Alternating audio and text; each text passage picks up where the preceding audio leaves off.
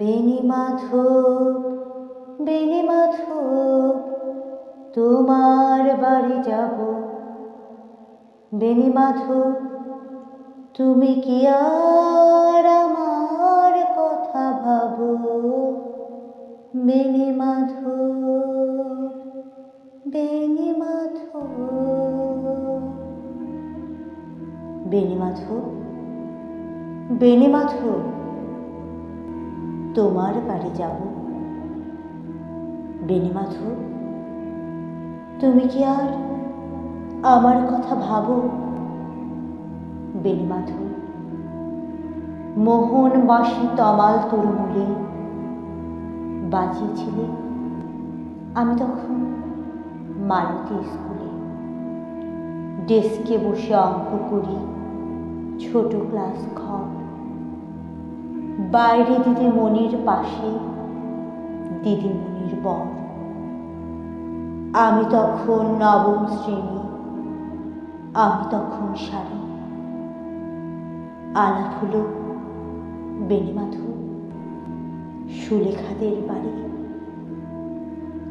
বেণী মাধব, বেণী মাধব, লেখাপড়াই ভালো। শহর থেকে বেড়াতে এলে আমার রং কালো। তোমায় দেখে এক দৌড়ে পালিয়ে গেছি ঘরে। বেণী মাধব, আমার বাবা দোকানে কাজ করে। কুঞ্জে ওলে কুঞ্জে তব ফুটেছে মঞ্জুরি। সন্ধেবেলা পড়তে বসে অঙ্কে ভুল করি। আমি তখন নবম শ্রেণী, আমি তখন 16। ব্রিজের ধারে বেণী মাধব, লুকিয়ে দেখা হলো। বেণী মাধব, বেণী মাধব, এত দিনের পরে